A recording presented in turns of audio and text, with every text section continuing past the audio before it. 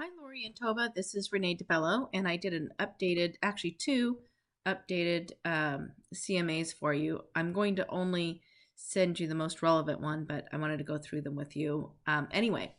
So first of all, I wanted to take a peek at what the algorithms online at the various websites were saying. So Zillow is saying that your home is just under 400 at 396,536. And by the way, I did these after I did your analysis. Keep in mind that most of the time these algorithms are wrong. And when I say most of the time, I mean 70% of the time. And they're wrong within about a 20% high or low range. A lot of that depends on what's available in your immediate area and how similar those homes are to yours. But anyway, this one is e-appraisal. They say that your home is approximately 396,500. Bank of America, you can't see it here. I'm sorry about that. But they say that yours has a range of 321,200 all the way up to 408,800. And then our own website, I Got Smart valuation tool, says that it's somewhere between 345 and 355. So you can see that they're all over the board, and there's no human involved in these. They're just calculations. So the first report I did was looking at all of the townhomes within a quarter-mile radius. And if you look at the map, you can see that there was quite a few. And then when I looked at the details further, you can see that they were all 3 bedrooms. There's none active on the market, none even in a pending state, but they're all active. They're at a variety of square feet, all the way from 1,752 down to 1,100. They all have at least 2 bathrooms. So there's a lot of good information here. And if we just take everything and throw it into a bucket, then what we get, I wrote down some calculations here for us already. Then what we get, oh, that's not the one that I wanted. Oh, well, that will actually do. Then what we get is we see here an average price of $262.35. $262.35 calculated. Oh, I see that it's not. Here we go. Sorry about that. If we calculate your new square footage, 1,398 square feet, by that average price per square foot, that brings you right at 366,905. So the range is as low as $206 a square foot, putting you at 288. Don't panic, or as high as 298.15, which brings you all the way up to 426. So that just gives you the range if we just throw everything in together. So I'm going to move this out of the way a little bit here. However, I thought we could be a lot more specific. So you can see here that there's quite a number of homes that are all right around that 1,400 square foot range. So then I did a new report. New report shows that, and I looked at only those properties that were within that 1,400 square foot. And like I said, most of them came right out to that 1,405. So now we're looking at a really tight group of homes really close to yours. Right there is yours.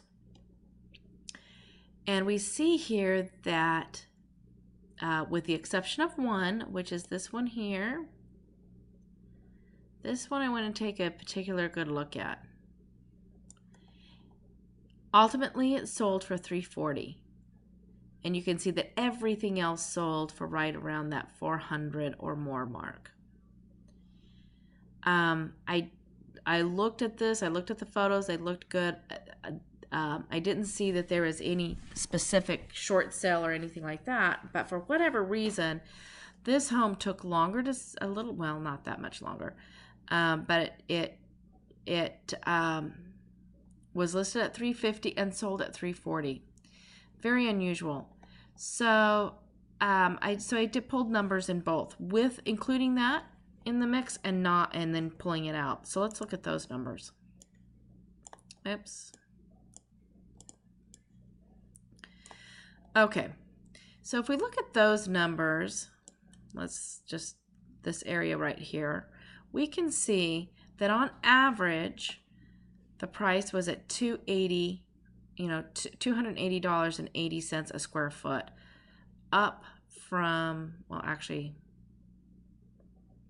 up from the $262.35 per square foot, by eliminating those other outlying properties.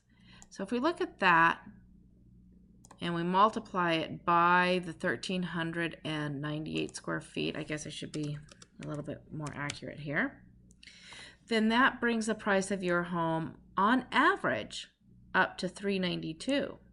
So that's good. And then you still have that low one that we don't know why it was so low. That was at $330, would have made your home sell at $337,09, $337,009. And then there's one at the very, very high end, which is probably also unrealistic, which is at $416,000, which would have made your home sell for $416,000. I have to recalculate that. Let's just round it off because we know it's really close there. Okay. But I still was concerned about this particular number. So just out of curiosity, I thought, what if we take that number out? And if we take that number out, and just looking on average, because I think your home probably is average, even though it's in good condition, it's average good condition for all the other homes in that area, because they're all about the same age and they appear to all be similar in condition. So at $290.71 a square foot times your square footage of 1,398 square feet, that brings your house right here to $406,416. So keep that in mind. And let's look here. We had one here that was listed at $409, sold at $418. That was probably in multiple offers. Here's one that was at $409.9 and sold at $405. This one we got rid of. This one was listed at $409 and sold for $400. This one was listed at $409 and sold for $409. And all of them are slightly larger than your home, which is probably like a $1,500, maybe $2,000 difference. So where does that leave us?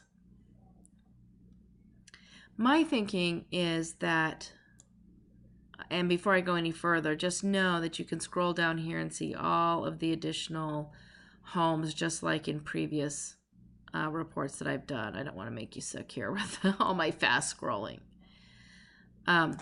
So keep in mind that obviously our goal is to get the absolute most amount possible for your property. My thinking is if we come in just under 400, like 399,950, then we open up the market to a lot more buyers, because there's so many agents, like lenders out there that will give approvals, in big chunks. So they're not going to approve you for 405. They're going to approve you for 400 or for 410 or for 420. Even 410 is unusual. Usually they'll jump in bigger increments. So my thinking is if we can open it up to all those people that are really trying to limit their budget to buying a home under 400, we know that there's not a whole lot out there, and we can get into a bidding war, then we have the chance of really pushing that price up quite a bit. These homes that were listed at 409, like I said, they're just enough larger than yours that it would, we could list yours at 405 or even 406. It's kind of an odd number. But But I'm just wondering if we wouldn't get more if we can get underneath that 400 mark. Completely up to you. So that your range is anywhere from 390, because people are going to look at the whole picture. They're not going to isolate like I just did, all the way up to 405, with my suggestion being right under the 400 mark. Please give me a call with any questions, and we're looking forward to getting it on the market.